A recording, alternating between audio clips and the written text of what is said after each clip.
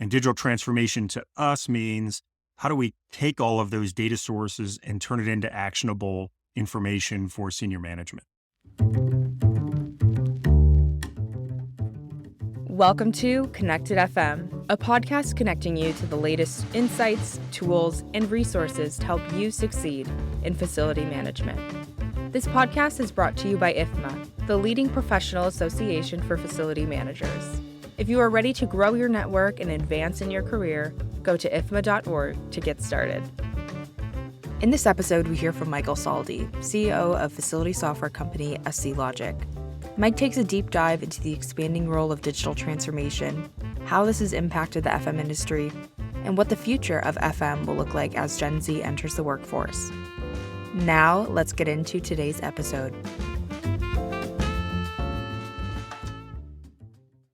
Sustainable facilities knowledge used to be a wish list skill set, and now it's required to successfully manage the built environment.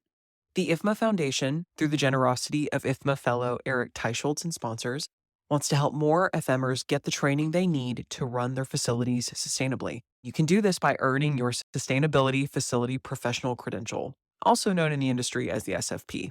The scholarship is open to young professionals who are currently working in facility management or a related field and want to improve facility sustainability while staying compliant and reducing their organization's carbon footprint. The SFP program is practical and hands-on knowledge.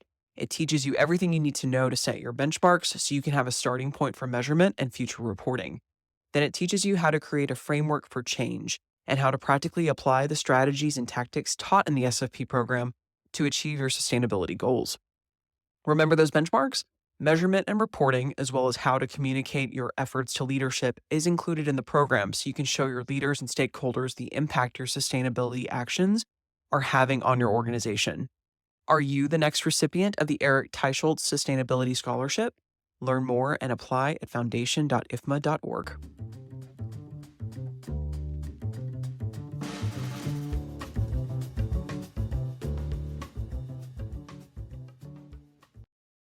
Could you tell us a little bit more about yourself and your background? Sure. I'm Mike Saldi. I'm the founder and CEO of SCLogic. So we're an enterprise software company that really focuses on the logistics of how things move around campuses. That's college campuses, large enterprise campuses, large government campuses. We've got an incredible amount of history in this space. I started SCLogic in 1996. In 1998, we introduced our first software products that was today what we would call a point solution to fix a very specific problem in the basement of facilities. And that was, how do you track all the FedEx and UPS stuff that was really starting to come into these facilities? And how do you track those items? So we had customers specifically ask us for a UPS tracking system that they own. They wanted to be able to do what UPS does outside their four walls, inside, and collect signatures and understand where that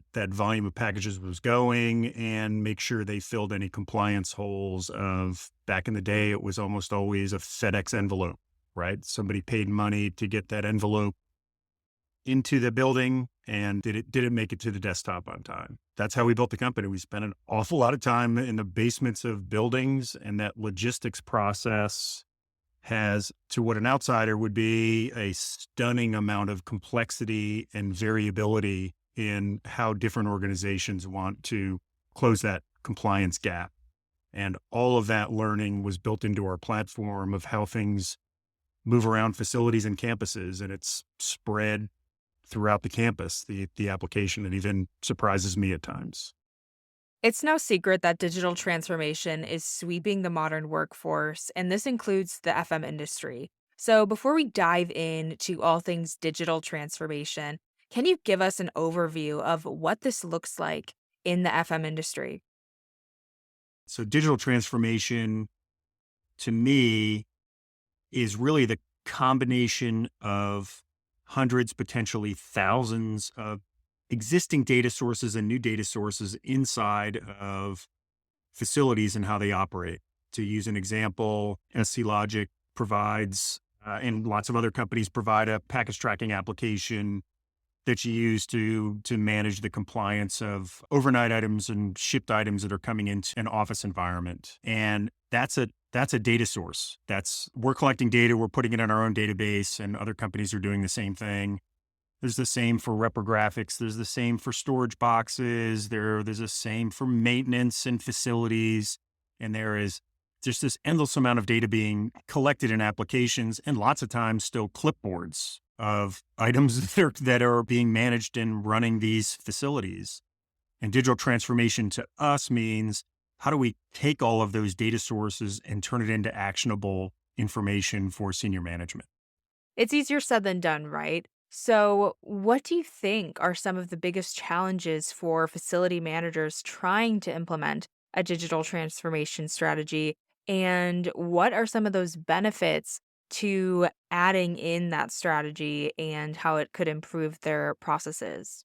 So digital transformation, that all sounds really cool, right? So everybody's got a vision of what's going on down in the basement. There's somebody up top of that organization who's got a control panel that's clicking and moving their mouse around and getting an understanding of what's actually going on in the basement. That's really not reality. Inside of large organizations, I've been selling to, just like lots of people in this business, I've been doing this for 25 years, selling into large organizations and trying to help them improve their processes.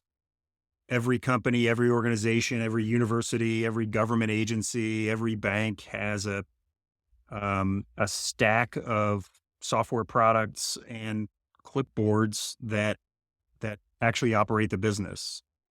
So there's this inertia. It's the larger the organization, the harder it is to change things. And what a lot of times ends up happening is somebody very senior gets frustrated with the fact that they can't see all these things, and they'll go out and we're going to throw money at this. So they'll spend $5 million, $10 million to try and put a large platform in that's going to solve all their problems. It's happened for 30 years in the software business, and we can name different software categories that we're going to fix everything.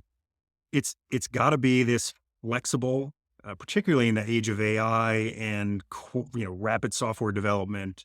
It's got to be a flexible way to just help the people that are operating the building. What can I put in their hand? What can any software company put in the operator's hands that just helps them do their job better? And the data is the data that results out of those software products is a benefit. Right? It's not just showing senior management at the top, all of the charts and graphs of everything that's happening inside that building. It's how do we help those people that are down there who have to, put in an 8-hour shift? How do I make their job work better? And I think I said it earlier, the data output is a plus at the end, but really, how do you focus on getting that done better? So digital transformation as a topic is a great, very high level conversation, but, what can we do to be driving cost out of the operation of the building and the operation of the campus?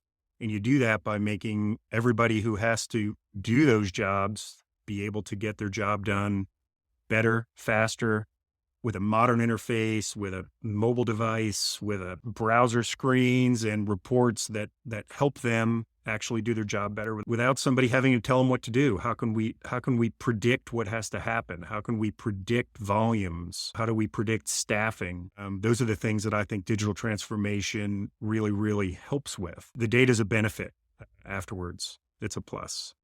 That's a really great point. And so, going off of that, what do you think this means for the next generation of facility managers as Gen Z enters into the workforce? People that operate facilities are in many ways aging out, and those positions need to be filled, and they need to be filled with really entry-level people. These are, again, systems of action, and those actions are physical, and they need to be done by people. And as the facilities management group as a whole begins to age, we need to be careful, and we need to be replacing those positions with Gen Z. So they absolutely need tools that they expect to be functional, and they expect to be mobile, and they expect to be fast, and they expect the handheld to know where physically from a GPS perspective they are, so that it can anticipate and finish the work so that they can do the physical stuff. And then the software is collecting that information carefully and seamlessly and in the background. So, going off of that, how much reliance do you think we will have on AI and machine learning, and what role will that play in the facility management industry moving forward? That is a rapidly evolving topic. AI and machine learning has been accelerating. I think that's the right word to say. So a lot of the products that we're seeing introduced again at the end of the first quarter of 2023, those products have been being worked on for years and years and years. And the stuff that you're seeing today was probably built 6 months ago, meaning the things that the AI and machine learning companies are working on are far more advanced than the products that we're even seeing. So as a company, and as all software companies and as all enterprises, we have to be cognizant, and we have to be watching what opportunities does this present, right? Doesn't matter how much AI and how much machine learning happens, companies are still going to need to manage the compliance and movement of items around those facilities. That's going to be going on for the next 5 years, the next 10 years, right? Air conditioning systems are still going to need to be repaired. The lights are still going to need to be changed. There's still going to be human beings involved in the management of that. What software can do with AI and machine learning is predict those maintenance cycles. It can predict volumes of items that are moving along. The software that we develop will absolutely be using AI and machine learning. There's lots of stuff that we are working on to make sure that we're staying relevant and that we are staying current. But I continue to tell myself to operate a facility, buildings aren't going away. Factories are not going away. Government facilities are not going away. College campuses are not going away. But the way that those campuses are operated will absolutely be changed by artificial intelligence, and whether that's tools as an individual, right? You can use ChatGPT to help you write marketing materials, right? You can use it to help you analyze spreadsheets, but it'll also be used organization wide. How can we use AI and machine learning to fix processes as they run through those facilities? And then the third level of AI is, what AI products can the facilities managers adopt to build this more efficient interface between the human beings, operation of the building, and collecting that data, collecting that information, predicting specifically what's going on. You've been in the industry for decades and have become a thought leader in the FM industry. And so, speaking from experience, what advice would you give companies starting out in their digital transformation journey?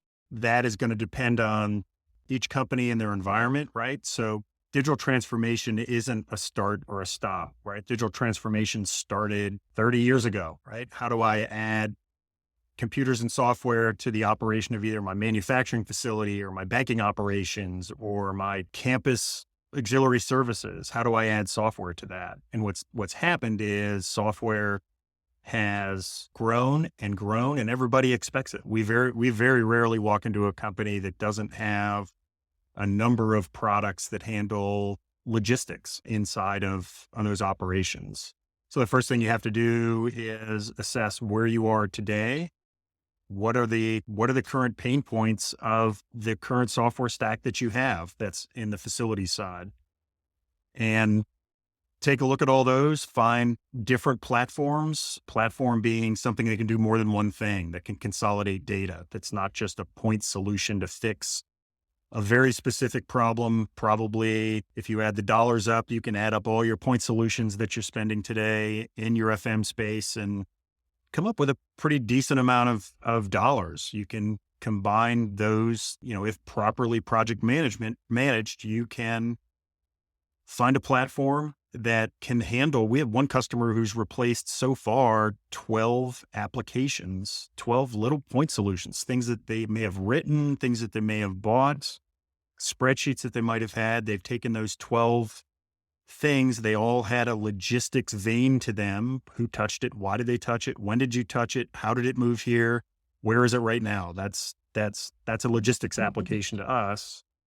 Combine those 12 applications up into a single platform, and now they can actually see everything that's going on and be billing back to proper departments. So every enterprise's journey to digital transformation, which is kind of a made up term, right? By marketing folks. To me, it's a continuum. It's just constantly changing. It's constantly growing and shrinking at the same time. Computer and operation systems used to be wildly more complicated and take a lot more time to put in. And now with proper definition, there are tools and platforms out there that fix those problems relatively quickly. I'll give you an example. We did an airport in Sweden that had a logistics issue of how do you schedule the trucks that are delivering things to the airport for all the vendors, and the McDonald's, for example, inside that airport needs to get hamburger patties, and you need to schedule a truck.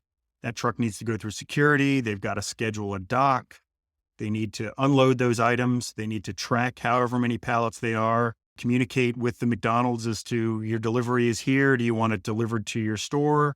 Do you want to come and get it? Which items need refrigeration? They had a number of systems to do all this, and a lot of it was telephone based. And they began speaking with us. And I think I was in Sweden in September or October. We had a beginning conversation. By December, we had a specification for them. I think in January, they signed a contract with us, and that airport's already up and operating in under 8 weeks of implementation. So software can be faster. It's just how do you make it simple, and how do you fix those problems? All this digital transformation, all this software talk, we recognize, and everybody else in this industry recognizes, that facilities managers and heads of facilities, they have work to do, right? They have things that they've got to do all day long. So digital transformation sounds like this great process that they want to dive into that takes some time, and you've only got 2% of your day to be able to think about these level of things. So I would encourage you to engage thought leaders, other people in the software business about how they can help you. Let them go away and do some work for you and think through how you might fix some of these issues. Go back to your day, come back and see what we all have to say. See what we think we can do to improve, save money for the company and make the jobs better for the people that report to you. Well, this has been a great discussion. Thank you again for sharing these awesome insights. And if listeners want to continue this conversation with you, what's the best way to connect? I'm always on LinkedIn. If you reach out to me, I'm happy to have conversations and interact back and forth to figure out how we can help.